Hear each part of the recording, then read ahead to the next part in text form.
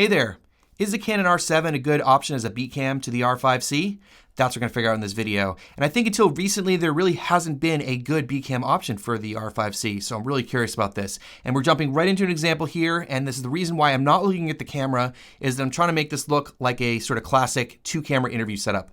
So right now the A cam is the R5C with the RF15 to 35 at 35 millimeters, and the B cam off to the side is the R7 with the RF24 to 70 at around 53 millimeters, which will give us that sort of classic 35-85 full frame equivalent two camera setup look.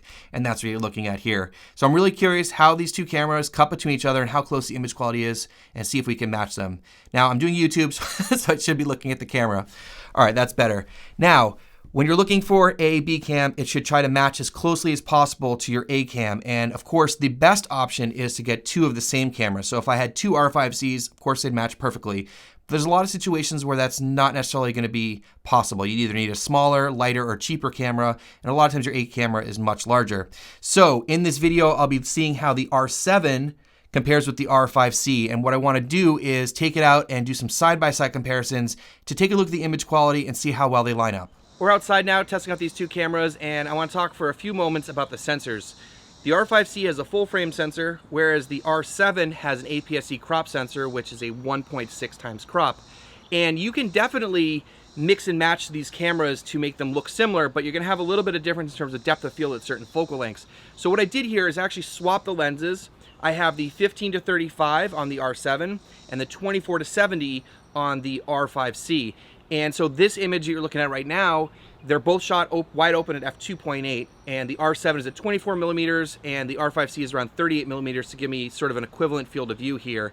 Now keep in mind, the main difference is going to be the distortion on the wide end. You'll get a certain look at a certain focal length, and the depth of field will be different. And that's not because of the crop sensor, it's just because of the fact that you have to use a wider focal length, and I'm the same distance from the camera. So even though these two look similar, the depth of field is going to be slightly different.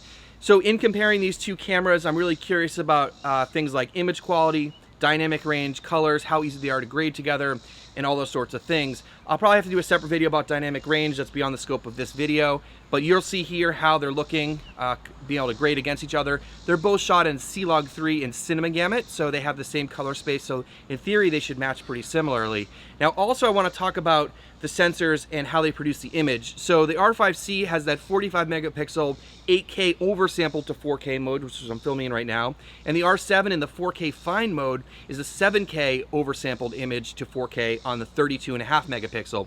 So I know that they are different sensor sizes, but I'm thinking that they're probably going to look pretty similar because of that oversampling. That oversampling gives you a more detailed, sharper image and also reduces the noise. So that's all things that happen when you have that oversampled image.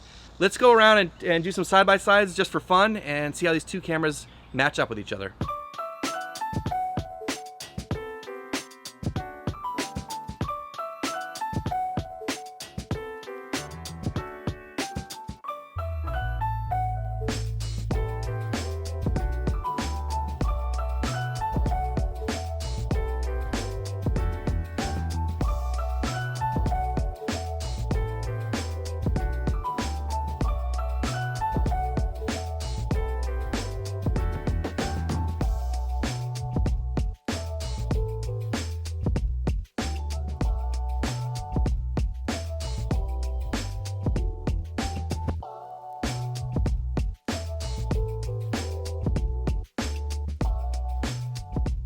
Well, how'd you do those comparisons? I think they came out pretty similar. It's always a good idea to do side-by-sides when you're comparing cameras to see if you can mix footage between them. You're really looking at things like image quality, colors, and dynamic range, and I think they came out pretty similar. Now, when you're doing actual video projects, you're not going to be doing side-by-sides, but you need to be able to cut between the two cameras. So in terms of image quality, I think they're very similar, and I think a lot of that has to do with the fact that they're both Canon cameras. They're both shooting in C-Log3, 10-bit 422, and they have that oversampled image. Even though this is full frame and this is APS-C, you can make adjustments to get them to look very similar, and I did a lot of that in those tests, was not having exactly the same aperture to try to make the depth of field look similar. But overall, I think image quality is really similar. Now, in terms of colors, they're close, but they're not exact. And in those comparisons, I did some quick color grades just to try to get them to match, but I noticed some slight differences while I was color grading them. And if I spent more time working on them and massaging the footage a little bit more, I think you get them even closer. But again, if you're just cutting between those two, I think no one's gonna notice. In terms of dynamic range, I'm not sure. I couldn't really tell from the test that I did. I wanna do a further, more scientific test about dynamic range on the R7. I have a feeling it's not gonna be quite as good as the R5C, and especially if you shoot RAW on the R5C, but in those tests, they looked very similar in terms of dynamic range. So now let's go on talking about what you need to have a good B cam in general, and then I'll answer the question if the R7 is a good B cam for the R5C. The things you're looking for generally, you want to have the same brand of camera because they'll have similar color science. You want to have matching lenses. So, I don't want to be using like a Sigma lens and a Canon lens or a Sony lens and a Tamron lens.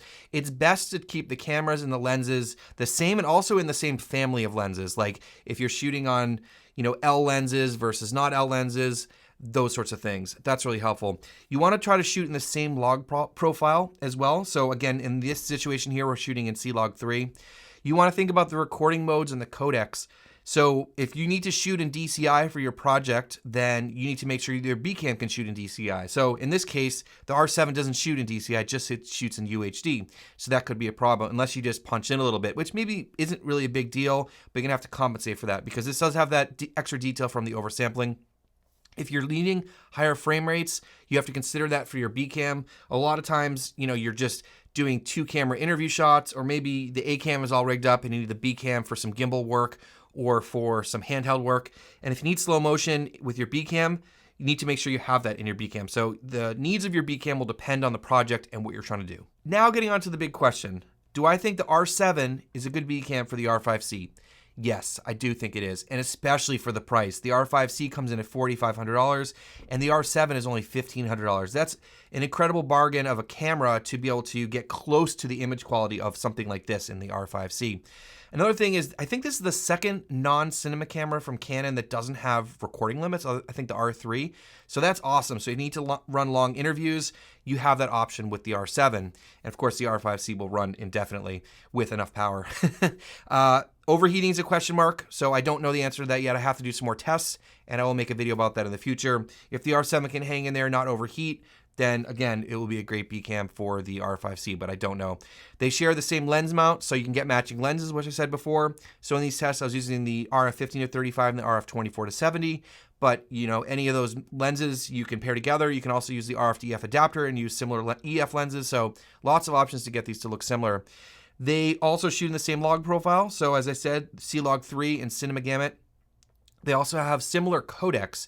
So the R7 doesn't shoot in all-I, it shoots in IPB. But when you shoot in 4K fine in IPB, you get 170 megabits per second. And on the R5C, I generally shoot in 4K 10-bit 422 long up, which is an IPB compression, and that's 160 megabits per second. So those two match pretty similar in terms of the style of codec and also the bit rate, so that's great.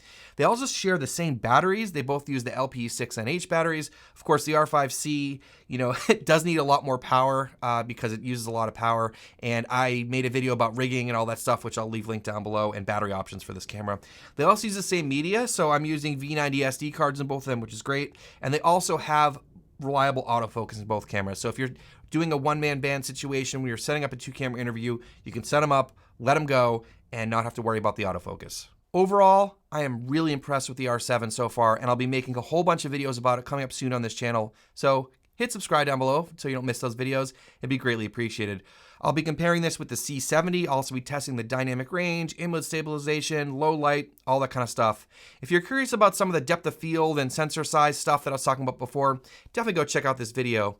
Otherwise, thanks so much for watching, and we'll see you in the next one.